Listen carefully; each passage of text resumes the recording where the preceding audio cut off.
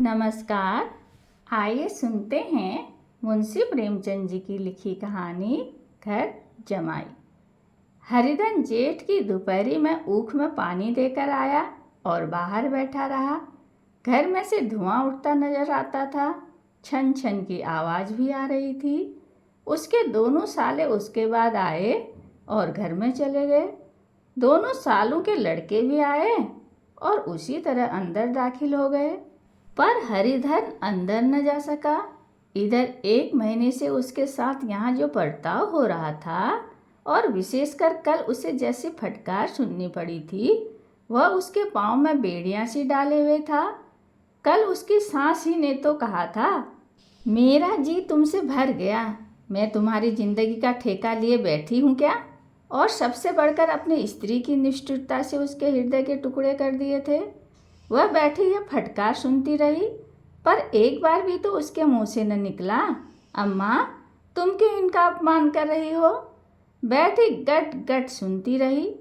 शायद मेरी दुर्गति पर खुश हो रही थी। इस घर में वह कैसे जाए? क्या फिर वही गालियाँ खाने, वही फटकार सुनने के लिए? और आज इस घर में जीवन के 10 साल गुजर जाने पर यह हाल हो रहा है।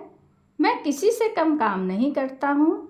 दोनों साले मीठी नींद सोते रहते हैं और मैं बैलों को सानी पानी देता हूँ, छांटी काटता हूँ। वहाँ सब लोग पल पल पर चिलम पीते हैं। मैं आंखें बंद किए अपना काम में लगे रहता हूँ। संध्या समय पर घरवाले गाने बजाने चले जाते हैं। मैं घड़ी रात तक गाय भैंसे धोता हूँ। उसका यह पुरस्कार मिल रहा है कि कोई खाने को भी नहीं पूछता, उल्टे और गालियाँ मिलती हैं। उसकी स्त्री घर से डोल लेकर निकली और बोली, जरा इसे कुएं से खींच लो, एक बूंद पानी नहीं है। हरिधन ने डोल लिया और कुएं से पानी भर लाया। उसे जोर से भूख लगी थी, समझा अब खाने को बुलाने आएगी। मगर स्त्री डोल लेकर अंदर गई तो वहीं की हो रही। हरिधन थका मादा सुधा से व्याकुल पड़ा सो रहा। सहसा उसकी स्त्री गुमानी ने आकर उसे जगाया। हरिधन ने पड़े पड़े ही कहा, क्या है, क्या पड़ा भी न रहने देगी या और पानी चाहिए? गुमानी कटु स्वर में बोली, गुर्राते क्यों हो, खाने को बुलाने आई हूँ। हरिधन ने देखा उसके दोनों साले और बड़े साले के दोनों लड़के भोजन किए चले जा रहे हैं।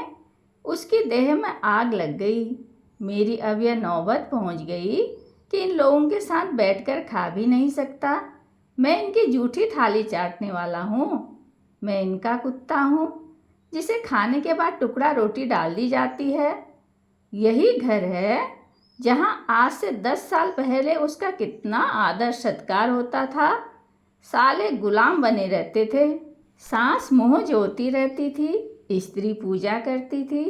तब उसके पास रुपये थे, जायदाद थी। अब वह दरिद्र है। उसकी सारी जायदाद को इन्हीं लोगों ने कूड़ा कर दिया। अब रोटियों के भी लाले हैं। उसके जी में एक ज्वाला सी उठी कि इसी वक्त अंदर जाकर सास को और साली को भिगो भिगो कर लगाए, पर जब्त करके रह गया। पड़े पड़े बोला, मुझे भूख नहीं है, आज न खाऊंगा। गुमानी ने कहा, न खाओगे मेरी बला से? हाँ, नहीं तो खाओगे तुम्हारे पेट में जाएगा, कुछ मेरे पेट में थोड़े ही जाएगा। हरिधन का क्रोध आंसू बन गया। यह मेरी स्त्री है जिसके लिए मैंने अपना सर्वस्व मिट्टी में मिला दिया। मुझे उल्लू बनाकर यह सब मुझे अब निकाल देना चाहते हैं। वह अब कहाँ जाए, क्या करे? उसकी सास आकर बोली, चलकर खाना क्यों नहीं लेते जी, रूठते किस पर हो? यहाँ तुम्हारे नखरे सहने का किसी में बूता नहीं है। जो देते हैं वह मत देना, और क्या करोगे? तुमसे बेटी ब्याही है, कुछ तुम्हारी जिंदगी का ठेका नहीं लिया है। हरिधन ने मर्माहत होकर कहा, हाँ अम्मा, मेरी भूल थी कि मैं ये समझ रहा था अब मेरे पास क्या है कि तुम मेरी जिंदगी का ठेका लोगी। जब मेरे पास धन भी था तब सब कुछ आता था, अब दरिद्र हूँ, तुम क्यों बात पूछोगी? बूढ़ी सास भी मुंह फुलाकर भीतर चली गई। बच्चों के लिए बाप एक फालतू सी चीज़, एक विलास की वस्तु है। जैसे घोड़े के लिए चने या बाबुओं के लिए मोहन भोग। मोहन भोग उम्र भर न मिले तो किसका नुकसान है, मगर एक दिन रोटी दाल के दर्शन न हो तो फिर देखिए क्या हाल होता है। पिता के दर्शन कभी कभी शाम सवेरे हो जाते हैं। वह बच्चे को उछालता है, दुलारता है, कभी गोद में लेकर या उंगली पकड़कर सैर कराने ले जाता है, और बस यही उसके कर्तव्य की इति है। वह परदेश चला जाए, बच्चे को परवाह नहीं होती, लेकिन माँ तो बच्चे का सर्वस्व है। बालक 1 मिनट के लिए भी उसका वियोग नहीं सह सकता। पिता कोई हो उसे परवाह नहीं, केवल एक उछालने कुदालने वाला आदमी होना चाहिए। लेकिन माता तो अपनी होनी चाहिए, 16 आने अपनी। वही रूप, वही रंग, वही प्यार, वही सब कुछ।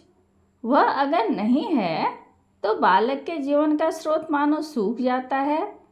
फिर वह शिव का नंदी है, पर फूल या जल चढ़ाना लाजमी नहीं, अख्तियारी है। हरिधन की माता का आज 10 साल हुए देहांत हो गया था। उस वक्त उसका विवाह हो चुका था। वह 16 साल का कुमार था, पर माँ के मरते ही उसे मालूम हुआ कि मैं कितना निस्सहाय हूँ, जैसे उस घर पर उसका अधिकार ही न रहा हो। बहनों के विवाह हो चुके थे, भाई कोई दूसरा न था। बेचारा अकेले घर में जाते भी डरता था। माँ के लिए रोता था, पर माँ की परछाई से डरता था। जिस कोठरी में उसने देह त्याग किया था, उधर आंखें तक न उठाता। घर में एक बुआ थी, वह हरिधन को बहुत दुलार करती। हरिधन को अब दूध ज़्यादा मिलता, काम भी कम करना पड़ता। बुआ बार बार पूछती, बेटा कुछ खाओगे? बाप भी अब उसे ज़्यादा प्यार करते, उसके लिए अलग एक गाय मंगवा दी। कभी कभी उसे कुछ पैसे देते कि जैसे चाहे खर्च करे, पर इन मरहमों से वह घाव पूरा न होता था जिसमें उसकी आत्मा को आहत कर दिया था। वह दुलार और प्यार बार बार माँ की याद दिलाता। माँ की घुड़कियों में जो मज़ा था, वह क्या इस दुलार में था? माँ से मांग कर, लड़कर, ठुनक कर, रूठ कर लेने में जो आनंद था, वह क्या भिक्षा दान में था? पहले वह स्वस्थ था, मांग मांग कर खाता था, लड़ लड़ कर खाता था। अब वह बीमार था। अच्छे से अच्छे पदार्थ उसे दिए जाते थे, पर भूख न थी। साल भर तक वह इसी दशा में रहा। फिर दुनिया बदल गई। एक नई स्त्री, जिसे लोग उसकी माता कहते थे, उसके घर में आई और देखते देखते एक काली घटा की तरह उसके संकुचित भूमंडल पर छा गई। सारी हरियाली, सारे प्रकाश पर अंधकार का पर्दा पड़ गया। हरिधन ने इस नकली माँ से कभी बात न की, कभी उसके पास न गया। एक दिन घर से निकला और ससुराल चला आया। बाप ने बार बार बुलाया, पर उसके जीते जी वह फिर उस घर में न गया। जिस दिन उसके पिता के देहांत की सूचना मिली, उसे एक प्रकार का ईर्ष्यामय हर्ष हुआ। उसकी आंखों में आंसू की एक बूंद भी न आई। इस नए संसार में आकर हरिधन को एक बार फिर मातृ स्नेह का आनंद मिला। उसकी सांस ने ऋषि वरदान की भांति उसके शून्य जीवन को विभूतियों से परिपूर्ण कर दिया। मरुभूमि में हरियाली उत्पन्न हो गई। सालियों की चुहल में, सांस के स्नेह में, सालों के वाक विलास में और स्त्री के प्रेम में उसके जीवन की सारी आकांक्षाएं पूरी हो गई। सांस कहती, बेटा तुम इस घर को अपना ही समझो, तुम ही मेरी आंखों के तारे हो। वह उससे अपने लड़कों की, बहुओं की शिकायत करती। वह दिल में समझता था, सास जी मुझे अपने बेटों से भी ज़्यादा चाहती हैं। बाप के मरते ही वह घर गया और अपने हिस्से की जायदाद को कूड़ा करके रुपयों की थैली लिए फिर वापस आ गया। अब उसका दूना आदर सत्कार होने लगा। उसने अपनी सारी संपत्ति सास के चरणों पर अर्पण करके अपने जीवन को सार्थक कर दिया। अब तक उसे कभी कभी घर की याद आ जाती थी, अब भूलकर भी उसकी याद न आती। मानो वह उसके जीवन का कोई भीषण कांड था, जिसे भूल जाना ही उसके लिए अच्छा था। वह सबसे पहले उठता, सबसे ज़्यादा काम करता। उसका मनोयोग, उसका परिश्रम देखकर गांव के लोग दांतों तले उंगली दबाते थे। उसके ससुर का भाग्य बखारते, जिसे ऐसा दामाद मिल गया। लेकिन ज्यों ज्यों दिन गुजरते गए उसका मान सम्मान घटता गया। पहले देवता था, फिर घर का आदमी, अंत में घर का दास हो गया। रोटियों में भी बाधा पड़ गई, अपमान होने लगा। अगर घर के लोग भूखे मरते और साथ ही उसे भी मरना पड़ता तो उसे जरा भी शिकायत न होती। लेकिन जब वह देखता और लोग मूछों पर ताव दे रहे हैं, केवल मैं ही दूध की मक्खी बना दिया गया हूँ, तो उसके अंतस्तल से एक लंबी ठंडी आह निकल जाती। अभी उसकी उम्र कुछ 25 साल की तो थी। इतनी उम्र इस घर में कैसे गुजरेगी? और तो और उसकी स्त्री ने भी आंखें फेर ली। यह उस विपत्ति का सबसे क्रूर दृश्य था। हरिधन तो उधर भूखा प्यासा चिंता दाह में जल रहा था, इधर घर में सास जी और दोनों सालों में बातें हो रही थी। गुमा ने भी हाँ में हाँ मिलाती जाती थी। बड़े साले ने कहा, हम लोगों की बराबरी करते हैं, यह नहीं समझते कि किसी ने उनकी जिंदगी भर का बीड़ा थोड़ी ही लिया है। 10 साल हो गए, इतने दिनों में क्या 2-3 हजार न हड़प गए होंगे। छोटे साले ने कहा, मजूर हो तो आदमी घुड़के भी, डांटे भी। अब इनसे कोई क्या कहे, न जाने इनसे कब पिंड छूटेगा भी या नहीं। अपने दिल में समझते होंगे मैंने 2000 रुपये नहीं दिए हैं। यह नहीं समझते कि उनके 2000 रुपये कब के उड़ चुके हैं। 1.25 सेर तो 1 जून को चाहिए।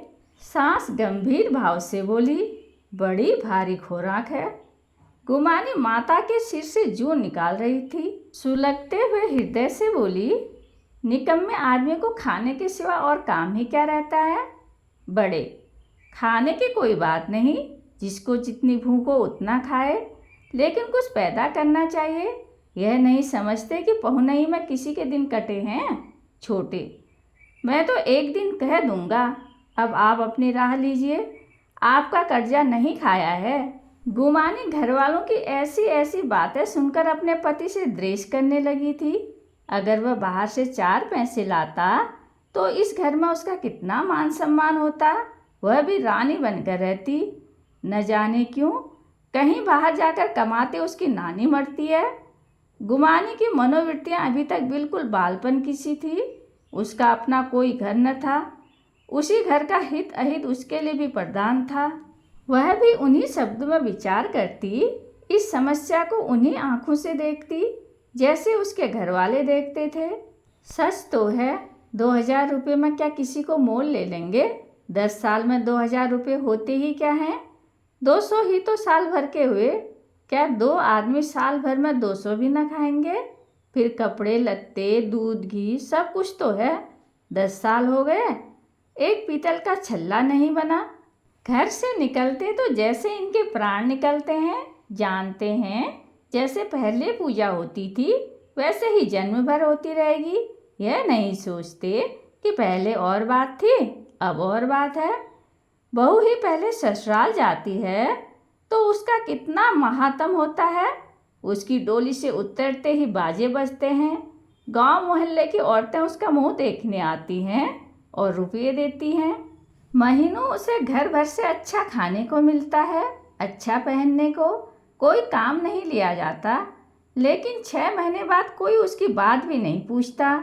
वह घर भर की लौंडी हो जाती है। उसके घर में मेरी वो गति होती, फिर काहे को रोना। जो यह कहे कि मैं तो काम करता हूँ तो तुम्हारी भूल है।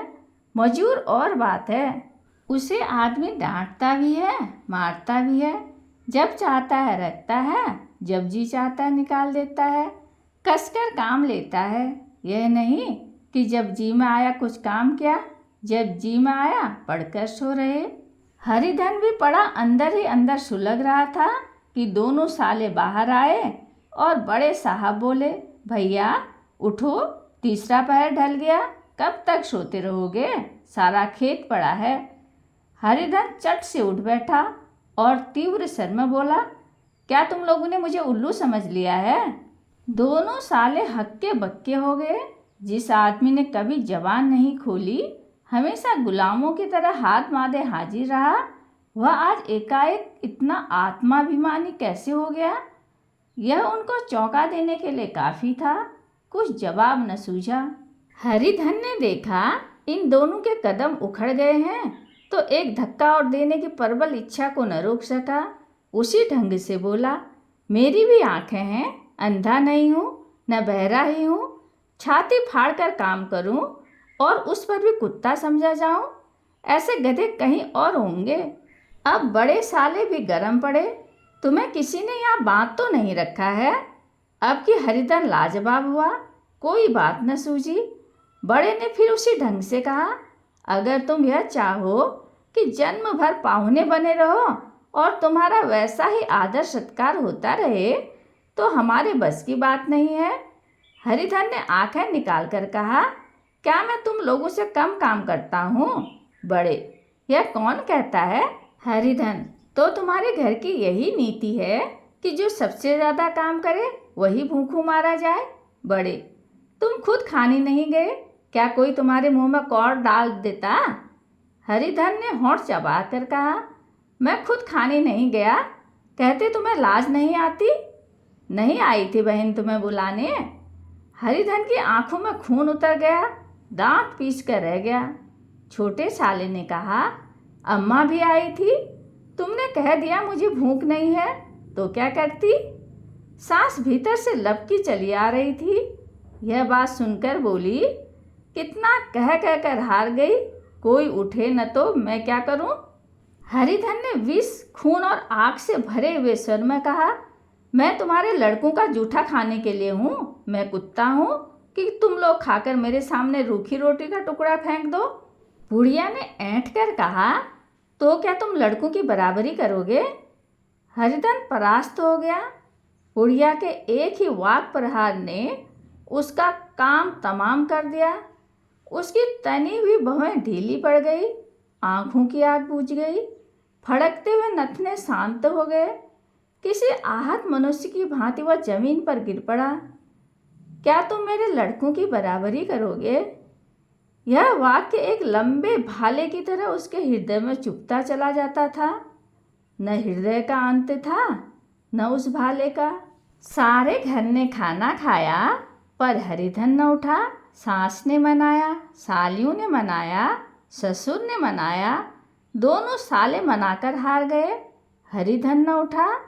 वहाँ दार पर एक टाट पड़ा था, उसे उठाकर सबसे अलग कुएं पर ले गया और जगत पर बिछाकर पड़ा रहा। रात भीग चुकी थी। अनंत आकाश में उज्जवल तारे बालकों की भांति क्रीड़ा कर रहे थे।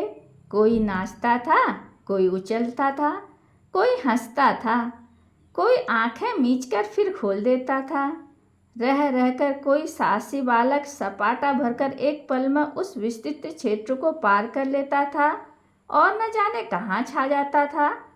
हरिधन को अपना बचपन याद आया, जब वह भी इसी तरह कीड़ा करता था।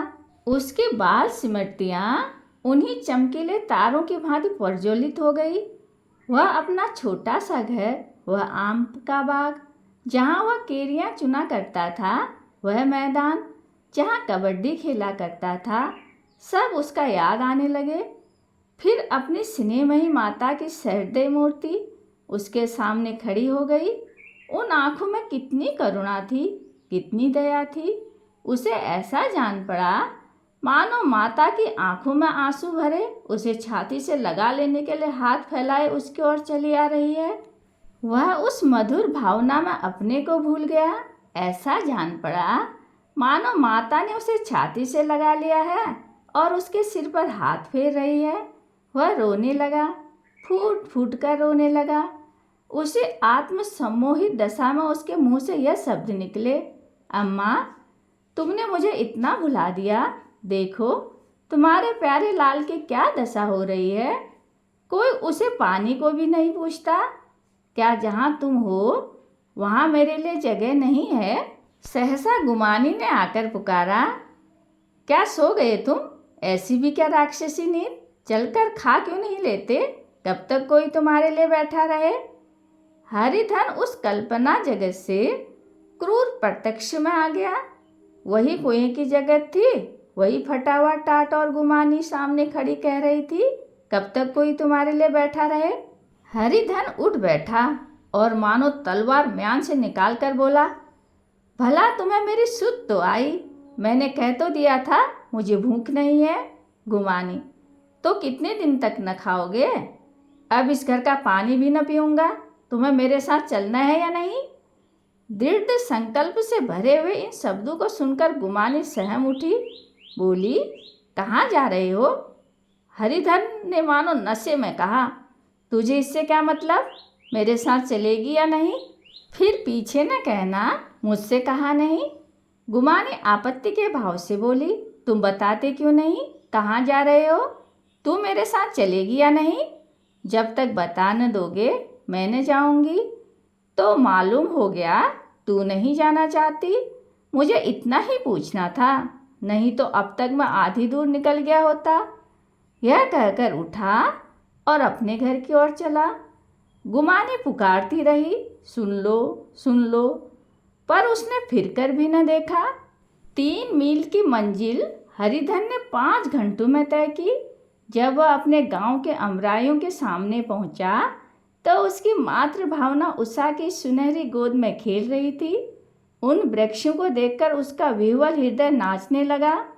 मंदिर का सुनहरा कलश देखकर वह इस तरह दौड़ा मानो एक छलांग में उसके ऊपर जा पहुंचेगा। वह वेग में दौड़ा जा रहा था, मानो उसकी माता गोद फैलाए उसे बुला रही हो। जब वह आमों के बाग में पहुंचा, जहां डालियों पर बैठकर वह हाथी की सवारी का आनंद पाता था, जहां के कच्चे बेरों और लिसोड़ों में एक स्वर्गीय स्वाद था, तो वह बैठ गया और भूमि पर सिर झुकाकर रोने लगा, मानो अपनी माता को अपनी विपत्ति कथा सुना रहा हो। वहाँ की वायु में, वहाँ के प्रकाश में मानो उसकी विराट रूपणी माता व्याप्त हो रही थी। वहाँ की अंगुल अंगुल भूमि माता के पद चिन्हों से पवित्र थी। माता के स्नेह में डूबे हुए शब्द अभी तक मानो आकाश में गूंज रहे थे। इस वायु और इस आकाश में न जाने कौन सी संजीवनी थी, जिसने उसके शोकार्त हृदय को फिर बालोत्साह से भर दिया। वह एक पेड़ पर चढ़ गया और उधर से आम तोड़ तोड़ कर खाने लगा। सांस के वह कठोर शब्द, स्त्री का वह निष्ठुर आघात, वह सारा अपमान उसे भूल गया। उसके पांव फूल गए थे, तलुओं में जलन हो रही थी, पर इस आनंद में उसे किस बात का ध्यान न था। सहसा रखवाले ने पुकारा, वह कौन ऊपर चढ़ रहा है रे? उतर अभी, नहीं तो ऐसे पत्थर खींचकर मारूंगा कि वहीं ठंडे हो जाओगे। इसने कई गालियां भी दी। इस फटकार और इन गालियों में इस समय हरिधन को अलौकिक आनंद मिल रहा था। वह डालियों में छिप गया, कई आम काट काट नीचे गिराए और जोर से ठट्ठा मारकर हंसा। ऐसे उल्लास से भरी हुई हंसी उसने बहुत दिनों से न हंसी थी। रखवाले को यह हंसी परिचित मालूम हुई, मगर हरिधन यहाँ कहाँ? वह ससुराल की रोटियां तोड़ रहा है। कैसा हंसौड़ा था, कितना चिविल्ला, न जाने बेचारे का क्या हाल हुआ। पेड़ की डाल से तालाब में कूद पड़ता था।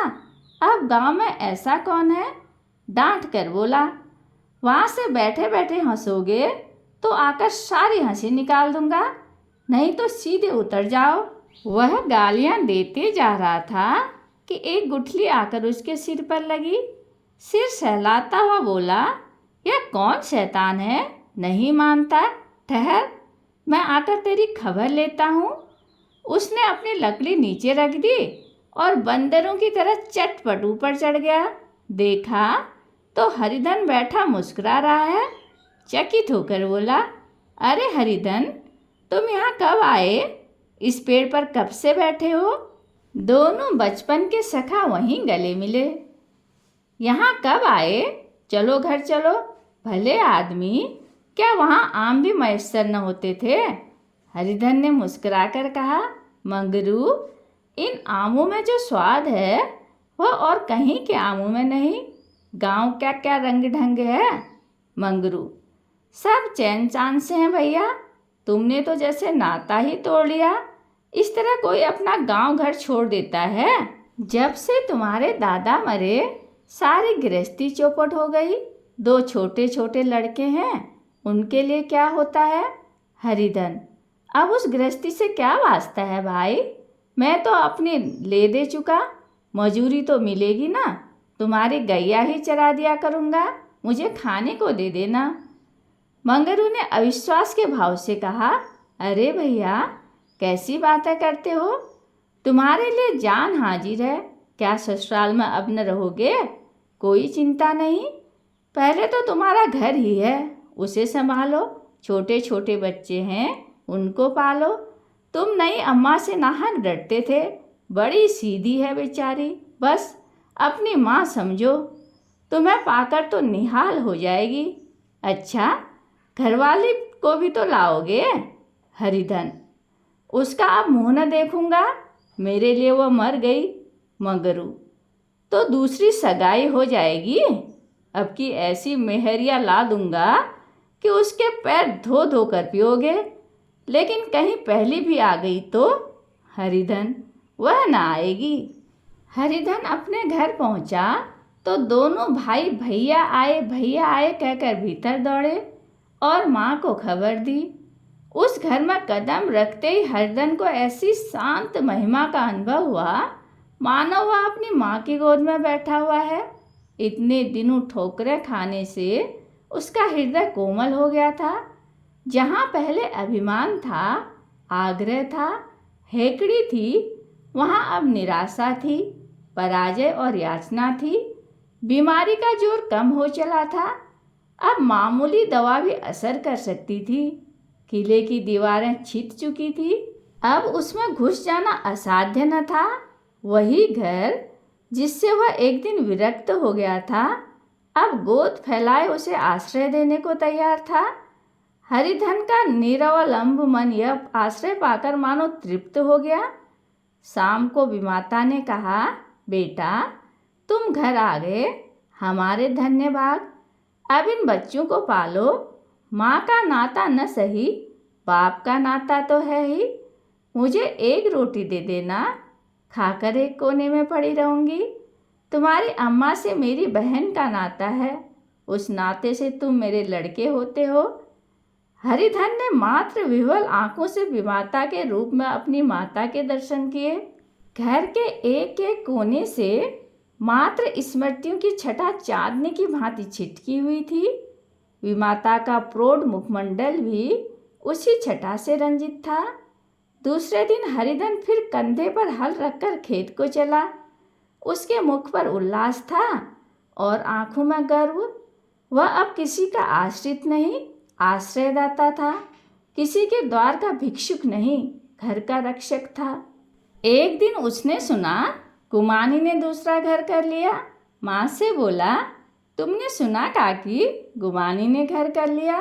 काकी ने कहा, घर क्या कर लेगी, ठट्टा है, बिरादरी में ऐसा अंधेर। पंचायत नहीं, अदालत तो है। हरिधन ने कहा, नहीं काकी, बहुत अच्छा हुआ, ला महावीर जी को लड्डू चढ़ाऊं। मैं तो डर रहा था कहीं मेरे गले ना पड़े। भगवान ने मेरी सुन ली। मैं वहाँ से यही ठान कर चला था, अब उसका मुंह न देखूंगा। कहानी सुनने के लिए धन्यवाद।